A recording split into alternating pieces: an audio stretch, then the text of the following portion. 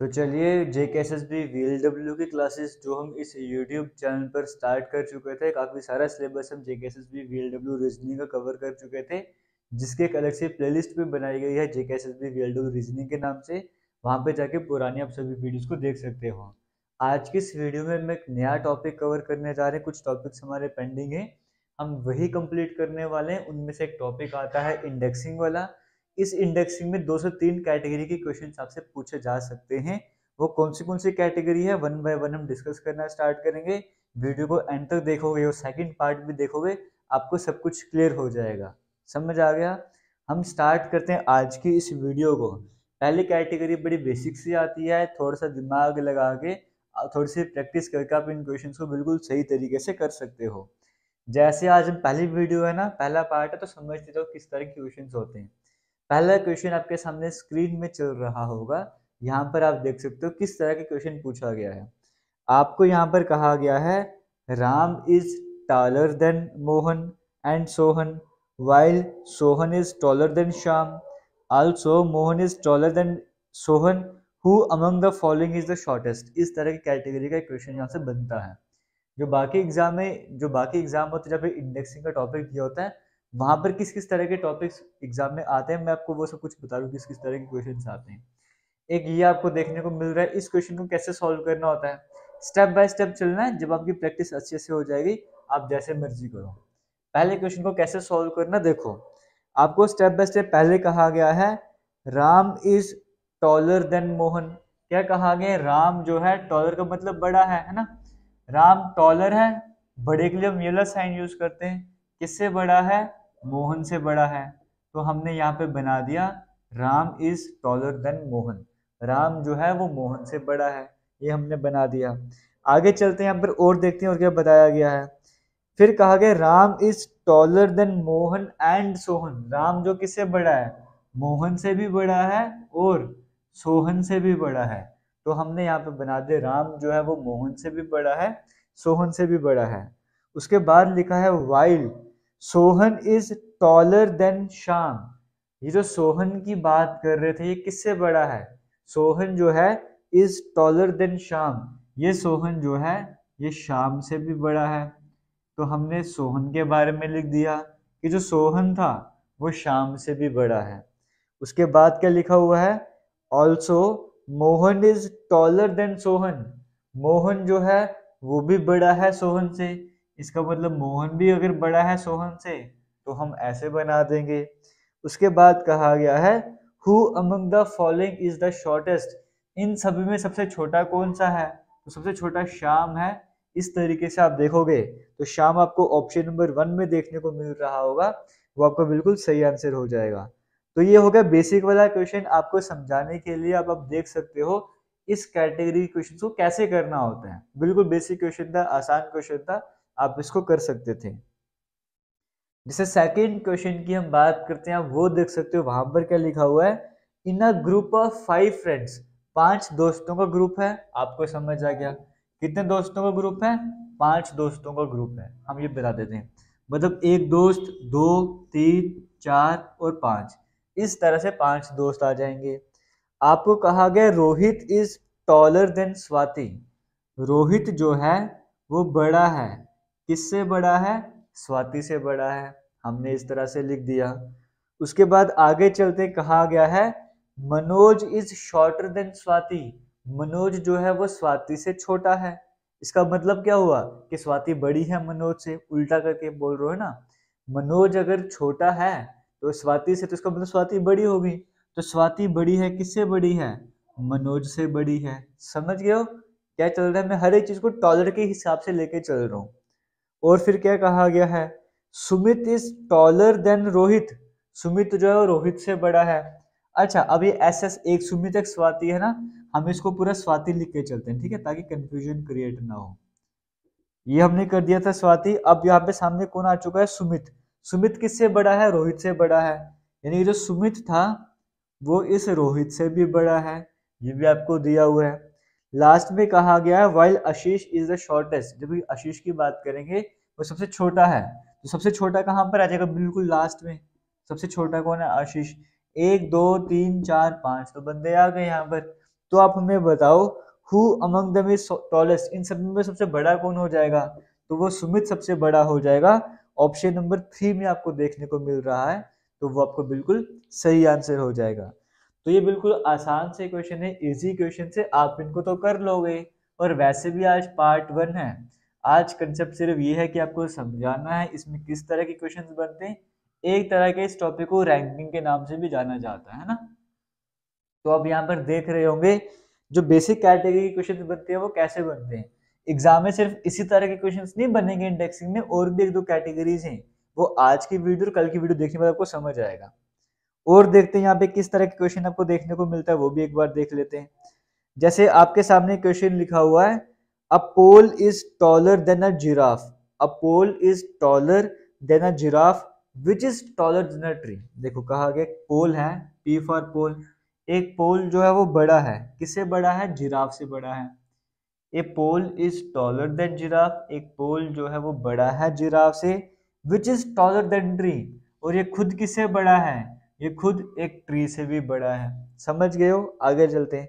यहाँ पे कंफ्यूजन हो सकते हैं, विच में विच किसके लिए यूज किया हुआ, कहा हुआ है ना a pole is taller than giraffe which is taller than tree, तो विच इसके लिए यूज करा होता है, ठीक है। उसके बाद क्या कहा हुआ है, a signal is shorter than a pole, signal जो है वो पोल से छोटा है, सिग्नल जो है वो पोल से छोटा है, इसका मतलब क्या हो जाएगा? पोल बड़ा है सिग्नल से, है ना। सिग्नल अगर छोटा तो इसका मतलब पोल बड़ा हो जाएगा, तो मैंने वहां पे वो भी बना दिया। But a signal is shorter than pole, signal जो है वो पोल से तो छोटा है, बट टॉलर देन बिल्डिंग, लेकिन वो बिल्डिंग से बड़ा है। यानी जो सिग्नल था वो किससे बड़ा है? बिल्डिंग से तो बड़ा है। समझ रहे हो? एक बार फिर से रिपीट करते हैं इसको। कहा गया पोल जो है वो जिराफ से बड़ा था, जो खुद एक ट्री से बड़ा है। फिर कहा गया है एक सिग्नल जो था वो छोटा तो था पोल से, सिग्नल छोटा तो है पोल से, लेकिन वो बड़ा किससे है? वो बिल्डिंग से बड़ा है। और फिर आपको क्या कहा गया था? विच is taller then the giraffe, और ये जो बिल्डिंग है ये किससे बड़ी है? ये जिराफ से भी बड़ी है। तो यहाँ तक की सीक्वेंस हमको समझ आ गई है। समझ गए हो? ये सब कुछ आपको देखने को मिल रहा है। तो अब इनको एक लाइन में आपको अरेंज करना है। यहाँ तक हमने बना दिया, एक बार फिर से लास्ट में रिपीट कर लेते हैं आपको अगर नहीं समझ आ रहा होगा। लास्ट में कहा था सिग्नल जो है वो छोटा है पोल से लेकिन बड़ा है बिल्डिंग से, और ये खुद जो है वो जिराफ से बड़ी है, ठीक है। देखो यहाँ पे कहा गया था पोल बड़ा है जिराफ से, इसके अकॉर्डिंग चलोगे तो यहाँ पर भी पोल जो है वो जिराफ से बड़ा ही है, तो कोई शक नहीं है। तो हम क्या करते हैं, P greater than S greater than B greater than G तो हमने लगा दिया, और G खुद T से बड़ा था और G खुद P से बड़ा था। हमने सब कुछ एक लाइन में अरेंज कर लिया। क्वेश्चन में लास्ट में बोला क्या कहा गया है, हु इज द शॉर्टेस्ट, इन सभी में छोटा कौन है? तो इन सभी में ट्री जो है वो छोटा है। जहाँ पे भी ट्री आपको देखने को मिल रहा है ऑप्शन नंबर 3 में, वो आपको बिल्कुल सही आंसर हो जाएगा। तो ये कैटेगरी भी आपको समझ आ गई। एक और बेसिक सा क्वेश्चन, इजी सा क्वेश्चन इस कैटेगरी का लेके चलते हैं, फिर मैं आपको दूसरी तरफ ले जाऊंगा। समझ गए हो? फिर मैं आपको दूसरी कैटेगरी से इंट्रोडक्शन करवाऊंगा कि और किस तरह के क्वेश्चन बन सकते हैं। जैसे यहाँ पर देखोगे, यहाँ पर लिखा हुआ है Mohan is taller then Rohan, Mohan भाई साहब जो हैं वो बड़े हैं किससे? रोहन से बड़े हैं। Mohan is taller then Rohan, Mohan बड़ा है रोहन से। फिर कहा गया but shorter than Farhan, Mohan जो है वो रोहन से बड़ा है लेकिन फरहान से छोटा है। इसका मतलब फरहान जो है वो बड़ा हो जाएगा मोहन से भी। मोहन रोहन से तो बड़ा था लेकिन फरहान से छोटा है, तो मतलब फरहान बड़ा हुआ, तो हमने फरहान को और यहाँ पे बड़ा कर दिया आगे की तरफ। फिर आगे और देख लेते हैं। कहा गया Kannan is shorter then Mohan, Kannan भाई साहब जो हैं वो छोटे हैं मोहन से। इसका मतलब मोहन बड़ा हो जाएगा। मोहन किससे बड़ा है? कन्नन से बड़ा है। कहा गया Kannan is shorter then Mohan, Kannan जो था वो मोहन से तो छोटा है बट टॉलर देन रोहन, लेकिन ये रोहन से बड़ा है, तो हमने भाई वो लिख दिया। फिर आगे कहा गया है Shankar is taller then Rohan and Farhan, Shankar जो है वो किससे बड़ा है? रोहन से भी बड़ा है और फरहान से भी बड़ा है। समझ गए हो? शंकर जो है वो रोहन से भी बड़ा है, फरहान से भी बड़ा है। अब इस सीक्वेंस को हम अरेंज करते हैं। देखो यहाँ पर शंकर किससे बड़ा है? रोहन से भी, फरहान से भी। ये फरहान था, इससे भी बड़ा है शंकर, तो शंकर को हम यहाँ पे बना देते हैं, है ना? ये हमने बना दिया। तो हमने यहाँ पे देखा शंकर रोहन से भी बड़ा हो गया, शंकर फरहान से भी बड़ा हो गया। तो इस लाइन का अब कोई काम नहीं रहा। अब बच गई ये वाली लाइन। तो मोहन रोहन से बड़ा है, यहाँ पर भी मोहन रोहन से बड़ा है, खाली बीच में के को फिट करना है, तो हम फिट कर देते हैं m ग्रेटर देन के ग्रेटर देन r। तो किसी तरह का डाउट यहाँ पर नहीं होना चाहिए। लास्ट में आपको कहा था हु इज द टॉलेस्ट, इनमें सबसे बड़ा कौन है? तो सबसे बड़ा शंकर हो जाएगा। ऑप्शन नंबर 3 यहाँ पे करेक्ट आंसर हो जाएगा। तो ये क्वेश्चन भी आपका यहाँ पर हो गया। अब हम आगे चलते हैं, नई कैटेगरी में आपको बताता हूँ कि नई कैटेगरी के क्वेश्चंस को किस तरह से करना है या फिर किस तरह से करना होता है। यहाँ पर देखो होगा क्या, जो बेसिक क्वेश्चंस नई कैटेगरी के मैं आपको बता रहा हूँ, उसमें आपको एक चीज का ध्यान रखना है, वो ये है कि जैसे आपको कभी कहा जाएगा कि रो है, कुछ भी इस तरह से दिया जाएगा, उसमें लोगों को अरेंज करा गया, पर्सन्स को अरेंज करा गया है, एक की पोजीशन बताई होगी, लेफ्ट साइड से वो इतने नंबर पर है, राइट साइड से वो इतने नंबर पे है, तो बताओ टोटल कितने लोग हो जाएंगे उस रो में। समझ गए हो? ऐसे ऐसे क्वेश्चंस देखने को बनते हैं। तो एक सिंपल सा फॉर्मूला समझ लो, उसके बेसिस पे आप क्वेश्चंस आराम से कर लोगे। फॉर्मूला क्या हो जाएगा? टोटल मतलब टोटल नंबर ऑफ पर्सन्स आपको निकालने होंगे। तो आप कैसे निकालोगे? लेफ्ट साइड से वो बंदा कौन से पर्सन कौन सी पोजीशन पर है, प्लस राइट साइड से कौन सी पोजीशन पर है, उसके बाद लास्ट में 1 माइनस कर देना है। तो यानी कि आपको पोजीशन दोगे, एक पर्सन लेफ्ट साइड से इतनी दूरी पर है, राइट साइड से उतनी दूरी पर है, तो यानी कि दोनों पोजीशंस को ऐड करके लास्ट में 1 माइनस कर दोगे, तो टोटल नंबर ऑफ पर्सन्स आपको देखने को मिल जाएंगे। जैसे एग्जांपल लेके चलते हैं, उससे पहले आपको बताना चाहूंगा, जैसे लेफ्ट राइट लिखा हुआ ना, लेफ्ट और राइट मैंने आपको बता दिया, फॉर्मूला सेम रहने वाला है। कभी कभी क्वेश्चन में लेफ्ट राइट नहीं दिया होगा, वहां पर स्टार्ट दिया होगा और एंड दिया होगा। तो आपने क्या कर देना है, जहां पर लेफ्ट है उसकी जगह स्टार्ट कर देना है, जहां पर राइट है उसकी जगह एंड कर देना है। समझ गए? कभी कभी बिफोर और आफ्टर भी दिया होगा। समझ गए? तो जहां पर लेफ्ट होगा वहां पर बिफोर कर देना, जहां पर राइट होगा वहां पर आफ्टर कर देना। कभी कभी यहाँ पर टॉप लिखा होगा तो यहाँ पर बॉटम हो जाएगा। समझ गए हो? इन बातों का भी ध्यान रखना। जरूरी नहीं कि हमेशा लेफ्ट राइट बोला होगा, कभी रो की बजाय कुछ और दिया होगा तो वहां पे लेफ्ट राइट का स्टार्ट या एंड लिखा होगा, या बिफोर आफ्टर लिखा होगा, टॉप या बॉटम लिखा होगा। इनमें से कुछ भी आएगा उसको लेफ्ट साइड मान लेना, इनमें से कुछ भी आएगा उसको राइट साइड मान लेना। अब इसी बात को ध्यान पे रखते हुए हम क्वेश्चन सॉल्व करना स्टार्ट करते हैं। पहला क्वेश्चन आपके सामने स्क्रीन में चल रहा है। कहा गया है इन अ रो, एक रो की बात करी जा रही है, position of Sandeep is 10th from left and 16th from right. Sandeep की बात करी जा रही है, संदीप की बात करी जा रही है, कहा जा रहा है वो लेफ्ट साइड से कहां पर है, वो लेफ्ट साइड से 10th नंबर पर आ जाता है। और अगर हम राइट साइड से बात करेंगे तो वो राइट साइड से 16th नंबर पर आता है। आपको ये कहा गया है। तो बताओ कितने लोग हैं उस रो में टोटल। तो मैंने आपको सिंपल अभी एक फॉर्मूला बताया, टोटल आपको अगर निकालना है तो क्या तरीका है, लेफ्ट प्लस राइट, इन दोनों को प्लस कर दो, 16 में 10 ऐड कर दोगे 26 आ जाएगा, और लास्ट में फिर 1 माइनस कर देना है ना, लेफ्ट प्लस राइट करके लास्ट में 1 माइनस कर देना है। तो टोटल कितने लोग हो जाएंगे उस रो में, 25 हो जाएंगे। तो 25 आपको कहाँ पे देखने को मिल रहा है, ऑप्शन नंबर 3 में देखने को मिल रहा है। तो वो आपका यहाँ पर बिल्कुल सही आंसर हो जाएगा। तो आपको कंसेप्ट समझ आ गया, बहुत बेहतरीन। आगे चलते हैं, नेक्स्ट क्वेश्चन की बात करते हैं।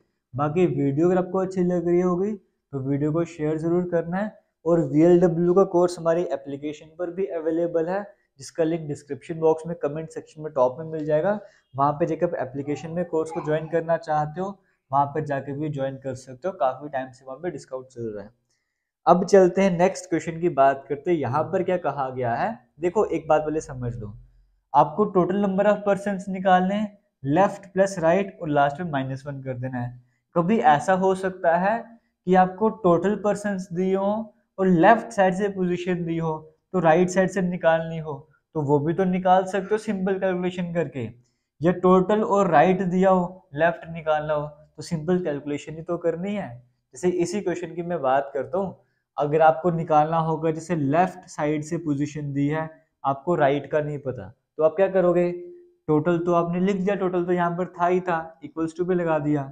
ये -1 जब इस तरफ आएगा तो क्या हो जाएगा, +1 हो जाएगा। तो यहाँ पर क्या बच जाएगा, लेफ्ट प्लस राइट, है ना, ऐसे ही हो जाएगा। तो उसके बाद आपको राइट साइड से निकालना है ना, तो लेफ्ट भी यहाँ पे क्या माइनस हो जाएगा। जैसे क्वेश्चन देखो आपके सामने स्क्रीन में चल रहा है, यहाँ पर लिखा हुआ है इन ए क्लास ऑफ 45 स्टूडेंट्स, 45 स्टूडेंट्स की क्लास है, rank of Ayush from the top is 15। Top का मतलब क्या होता है, टॉप का मतलब लेफ्ट होता है, समझ गए हो। तो कितने स्टूडेंट्स की क्लास है, 45, यानी कि टोटल तो हमको दिया हुआ है 45। उसके बाद कहा गया है rank of Ayush from top, top से आयुष की रैंक कितनी है, 45। टॉप का मतलब होता है लेफ्ट, यानी कि लेफ्ट साइड आपको कितना दिया हुआ है, 15, है ना, टॉप से रैंक 14 दी है, मतलब लेफ्ट साइड से वो 15 नंबर पर है। आपको बताना बॉटम, यानी कि राइट साइड आपको बता देना, समझ गए हो। तो ये राइट साइड आपको निकालना है, कंसेप्ट तो सेम ही था आपके पास, टोटल नंबर दिया हुआ है, लेफ्ट साइड से पोजीशन भी दी है, आपको राइट साइड से पोजीशन निकालनी थी। अब हम कैसे करेंगे, हमें पता है टोटल किसके बराबर होता है, लेफ्ट प्लस राइट -1 के बराबर। टोटल हमको दिया हुआ 45, इक्वल्स टू को यहीं पे रखो, ये -1 जब इस तरफ आएगा तो +1 हो जाएगा, बाकी हमने लिख दिया लेफ्ट प्लस राइट, ऐसे ही कर दिया। और लेफ्ट का भी हमें पता है 15 है, तो हम इसको भी 15 लिख देते हैं। 45 + 1 क्या हो जाएगा, 46, इक्वल्स टू 15 + r, है ना। अब ये 15 भी यहाँ पे माइनस का हो जाएगा, तो 46 में से 15 माइनस कर दो, तो कितना आंसर आ जाएगा आपके पास, 31। ऑप्शन में है क्या, किसी ऑप्शन 31 है, ऑप्शन नंबर सी में 31 देखने को मिल रहा है, तो वो आपका यहाँ पर बिल्कुल सही आंसर हो जाएगा। आगे चलते नेक्स्ट क्वेश्चन की बात करते हैं, कहा गया है in a row of 50 people, फिर से टोटल कितना दिए हुआ आपको, 50 दिए हुआ है, 50 लोगों का ग्रुप यहाँ पर है। Sachin is 24th from right and, right side से पोजीशन दी है 24, तो बताओ what is Sachin position from left hand, left hand से क्या पोजीशन हो जाएगी।